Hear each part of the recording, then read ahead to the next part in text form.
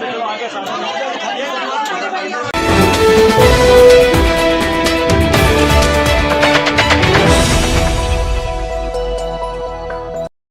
क्षेत्र में रहने वाली 17 वर्षीय नाबालिग के साथ 16 अगस्त को ग्राम आकासोदा निवासी सुभाष पिता जगदीश सूर्यवंशी लोटी स्कूल के पास से बाइक पर बैठाकर सिंधी कॉलोनी स्थित अपने रूम पर ले गया, जहां उसके साथ दुष्कर्म किया।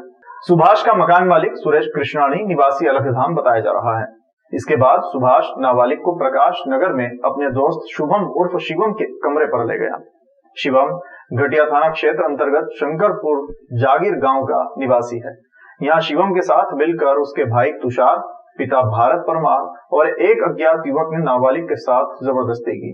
नाबालिग युवती की दोस्ती सुभाष से 7 माह पहले हुई थी। 16 अगस्त को युवती सुबह घर से काम का बोलकर निकली थी, जो दोपहर तक घर नहीं पहुंची। परिजनों ने काफी तलाश करने के बाद शाम को नीलगंगा थाने में उसकी शिकायत दर्ज कराई, लेकिन उन्हें टाल दिया गया। इसके बाद परिजनों ने सीएम हेल्पलाइन में शिकायत की। शिकायत के बाद उज्जैन एसपी ने एफआईआर दर्ज करने के आदेश दिए। घटना के 2 दिन बाद 18 अगस्त को नीलगंगा थाने में दुष्कर्म की धाराओं सहित पास्को एक्ट में 4 युवकों के खिलाफ प्रकरण दर्ज किया गया। एडिशनल एसपी गुरु प्रसाद पाराशर ने बताया कि घटना के 4 आरोपियों को राउंड अप कर लिया गया है। रेप का मामला थाना नीलगंगा में पंजीबद्ध हुआ था। इसमें जो है आरोपियों की तलाश की जा रही थी। थाना नीलगंगा पुलिस को आज 4 आरोपियों को गिरफ्तार करने में सफलता मिली है। आगे वैधानिक कार्रवाई की जा रही है। मेरी लड़की गायब थी। सुबह 11 बजे से काम का बोल के गई थी बालिका बीडी मार्केट खिलास मार्केट के अंदर। वो बालिका को क्या है कि फिर हमारी बच्ची और भाभी को पहुँचाया गया वहाँ पे थाने पे, सेंटर कोतवाली थाना क्षेत्र में। वहाँ पे फिर उनको गुमशुदगी के उन्होंने बोला शाम तक 6 बजे तक देख लो, बालिका को मिल जाए तो ठीक है, नहीं तो फिर रिपोर्ट लिखेंगे आपकी। उसके बाद में हमारे को घटना स्थल फिर रात के मैं काम पे चले गया। शाम के मेवाड़ ढाबे पे काम करता था वहाँ पे गया। फिर मैं साहब वहाँ से आया, फिर मेरे को मालूम पड़ी ऐसी बात है, ऐसी घटना हुई है। मेरी गुड़िया घबरा के बोली पापा ऐसा करा, इन लोगों ने ऐसा करा, मेरे को इस रूम पे ले गया। उस रूम पे उसको अता पता मालूम नहीं था।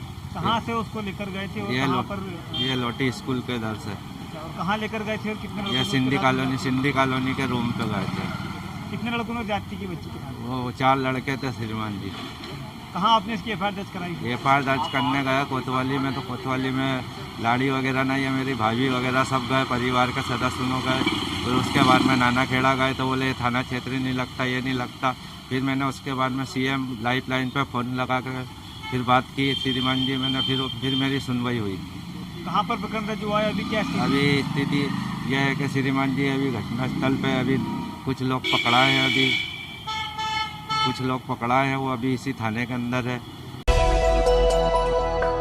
महाकाल मंदिर में नाग पंचमी पर्व के चलते रिकॉर्ड 8 लाख से अधिक श्रद्धालु दर्शन के लिए पहुंचे। आस्था के जन सैलाब का प्रशासन को पहले से पता था, इसके बावजूद की गई सभी व्यवस्था फेल हो गई। कई भक्तों को 3 से 4 किलोमीटर दूर तक पैदल चलकर भी दर्शन नसीब नहीं हुआ। सुबह से ही विवाद की स्थिति बनती रही। हालत ये हो गई कि भक्तों ने लाइन में लगकर मुख्यमंत्री शिवराज सिंह चौहान मुर्दाबाद के नारे लगाना शुरू कर दिए। अव्यवस्था से नाराज विधायक पारस जैन मंदिर में धरने पर बैठ गए। दरअसल सावन माह का 7वां सोमवार और नाग पंचमी का पर्व एक ही दिन आने से मंदिर में भक्तों की सुनामी आ गई। मंदिर समिति के अनुसार 24 घंटे में 8,50,000 से अधिक भक्त दर्शन के लिए पहुंचे।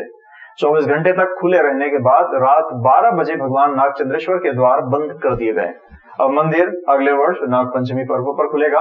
मंदिर समिति ने सोमवार को 27 लाख से ज्यादा की लड्डू प्रसादी की भी बिक्री की। बड़ी संख्या में पहुंचे भक्तों के बीच नाग पंचमी पर अव्यवस्थाओं का अंबार लग गया। पूरे मार्ग की बैरिकेडिंग कर भक्तों को नागचंद्रेश्वर मंदिर तक पहुंचाया गया। भक्तों को नहीं समझा पाए कि एंट्री कहां से होगी। यही हाल महाकाल जाने वाले श्रद्धालुओं के साथ भी रहा। जो लोग नागचंद्रेश्वर मंदिर के दर्शन कर चुके थे, उन्हें पता ही नहीं चला कि महाकाल मंदिर के दर्शन की कतार कहां से लगी है। वहीं मामले को लेकर महानिर्वाणी अखाड़े के संत व अवधेश धाम के गादीपति डॉक्टर अवधेशपुरी महाराज ने वीआईपी कल्चर समाप्त करने की मांग की। वीआईपी व्यवस्था से नाराज हैं आप? नहीं, मैं वीआईपी व्यवस्था से भी नाराज हूँ, लेकिन मेरा कहना है कि वीआईपी महाकाल बाबा के दरबार में कोई वीआईपी। मैं हर शिवरात्रि को मेरे परिवार के साथ जाता हूँ और लाइन में लग के दर्शन करता हूँ। एक बार मैं जब गया था तो इतनी लाइन लगा दी थी, जबकि बीच में बैरिकेड खाली थे। मैंने खुद वहां से बात करके, ये 10 साल पुरानी बात है, मैंने बैरिकेड खुलवाए और बैरिकेड खोल के मैंने कहा इनको यहाँ से जाने दो। जब इनके पास वायरलेस हेड होता है एसपी के पास, तो उस व्यवस्थाओं को देखते हुए जनता को ज्यादा नींद न पड़ना पड़े, उसका भी इनको ध्यान रखना चाहिए। मैंने अधिकारी से बात की थी, मैंने एसपी और कलेक्टर को कहा था कि आप बेगमपुरे के यहाँ से, बेगम बाग के यहाँ से इनको व्यवस्था में जाने दें और जो कार्ड मिले उनको वीआईपी दर्शन कराएं। जब वहाँ जनता कार्ड लेकर खड़ी थी, मेरे पास फोन आए, जब मैं गया तो मैंने देखा बेगम बाग के वहाँ से लोगों को जाने दे रहे थे, लेकिन आगे जाकर फिर दर्शन के लिए लोग देते थे।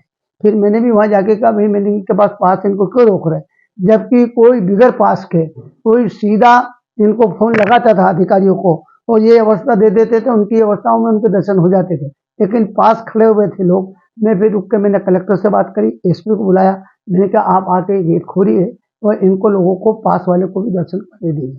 मैं जितने भी प्रशासनिक अधिकारी लोग और जो प्रशासन के लोग लगे हैं उनको मेरी ओर से बहुत बहुत बधाई, बहुत बहुत शुभकामनाएं। लेकिन आने वाली भविष्य कलेक्टर और एसपी से मेरा निवेदन है कि आप ये तो पास व्यवस्था पूरी तरह से बंद कर दें, तो यदि पास व्यवस्था करें तो उनकी व्यवस्थित व्यवस्था करने का भी कष्ट करें। धन्यवाद। उज्जैन लाभी बचाओ संघर्ष समिति द्वारा की जा रही भूख हड़ताल आज तीसरे दिन भी जारी रही। नाराज कर्मचारियों ने रेल मंडल के खिलाफ नारेबाजी करते हुए विरोध प्रदर्शन किया। बता दें कि रतलाम रेल मंडल प्रशासन द्वारा लोको पायलट मेल एक्सप्रेस का नया मुख्यालय इंदौर में खोलने तथा उज्जैन से रेलवे स्टाफ को इंदौर स्थानांतरित करने के लिए विरोध में उज्जैन लाभी बचाओ संघर्ष समिति द्वारा उज्जैन रेलवे स्टेशन पर क्रमिक भूख हड़ताल की जा रही है, जो आज मंगलवार को तीसरे दिन भी जारी रही। आज भी 3 लॉबी कर्मचारी भूख हड़ताल पर बैठे। वहीं नाराज रेलवे कर्मचारियों ने रतलाम रेल प्रशासन के खिलाफ नारेबाजी करते हुए विरोध प्रदर्शन किया। एस शर्मा, कार्यकारिणी सदस्य, AIRF पूर्व मंडल अध्यक्ष, western railway employees union Ratlam ने बताया कि रेल प्रशासन द्वारा दोनों यूनियन के साथ किए गए समझौते का उल्लंघन किया जा रहा है। इस प्रकार की वादाखिलाफी कर्मचारियों के साथ धोखाधड़ी है। वहीं दूसरी ओर कर्मचारियों का कहना था कि जब तक हमारी मांग नहीं मानी जाती तब तक हम हड़ताल जारी रखेंगे।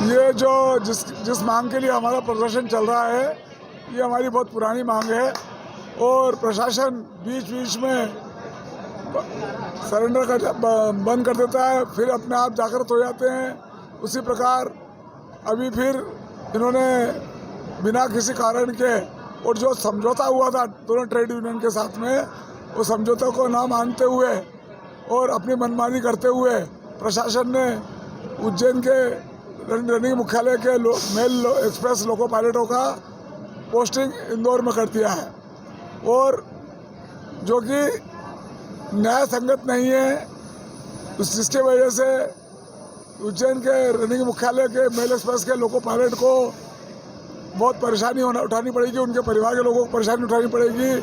उसके बाद धीरे धीरे ये लोग उज्जैन रनिंग मुख्यालय को ख़त्म करने की साजिश कर रहे हैं, जिसको लेकर हम लोग बार बार सरकार के साथ में, प्रशासन के साथ में बात करते हैं, उनको समझाते हैं कि उज्जैन के रनिंग मुख्यालय ख़त्म हो जाने से उज्जैन के अंदर जो 100 करोड़ से रुपये ऊपर जो पैसा आता है वो नहीं आएगा, और जो उसकी जो आर्थिक स्थिति है वो बिगड़ने का काम करेगी। 3 महीने पहले मुख्यमंत्री की कन्यादान योजना का लाभ लेने के लालच में एक युवती ने विकलांग युवक के साथ शादी की, लेकिन अब वो किसी और के साथ रहना चाहती है। जब युवती घर की ज्वेलरी लेकर जा रही थी तब युवक की बहन इस बात का विरोध करने उतरी। युवती ने उसके साथ मारपीट की और घटना को अंजाम दिया। मुख्यमंत्री शिवराज सिंह चौहान की भांजी ने अपने ही मामा के साथ साथ अपने पति को भी धोखा दिया। दरअसल मामला यह है कि 3 माह पहले मुख्यमंत्री कन्यादान योजना के तहत लोकेंद्र और शिवानी की शादी हुई थी। 3 महीने बीत जाने के बाद शिवानी किसी और को पसंद करने लगी और उसके साथ रहना चाहती थी। जब इस बात का विरोध उसकी बहन और उसके पति ने किया तो उसने लोकेंद्र की बहन के साथ मारपीट की। बताया जा रहा है कि शिवानी ने मुख्यमंत्री कन्यादान योजना के तहत मिलने वाले पैसों के लिए लोकेंद्र से शादी की थी। जब लोकेंद्र से शादी करने के बाद पैसे उसके खाते में पहुंच गए तो वो अब दूसरी शादी की तैयारी में है। फिलहाल चिमनगंज थाना पुलिस ने लोकेंद्र की बहन के साथ मारपीट का मामला दर्ज किया है और आरोपी की तलाश शुरू कर दी है। शिवानी के सर पर चोट आई है। विवाद ये हुआ था कि वो मेरी ज्वेलरी लेके जा रहे थे, तो हम जैसे ही मैं घर आई तो मैंने देखा कि जा रहे, मतलब उनका बैग वगैरह भी था और तो वो लेकर जा रहे थे, तो उन्होंने मतलब है ना वो मेरी ज्वेलरी भी लेके जा रहे थे। मैंने देखा घर पे जाके, तो हमने उनको, रास्ते में मेरा भाई भी था मेरे साथ में, तो उन्होंने मेरे बाल पकड़ के ऐसे कैसे मेरे को है ना ज़मीन पे शांति निकेतन स्कूल से लेके तो छोटे गेट तक मेरे को घीस दिया और पता नहीं उनके हाथ में क्या चीज़ थी नुकीली, तो उससे मुझ पे वार किया। क्या नाम है जिसने हमला किया आपको? शिवानी। कौन लगती है आपकी? भाभी लगती है मेरी। अच्छा, ये शिकायत क्या करी आपने? शिकायत चिमनगंज थाने में करी है। मारपीट कहाँ हुई आपकी? मारपीट ये शांति निकेतन स्कूल के यहाँ पे पटेल नगर।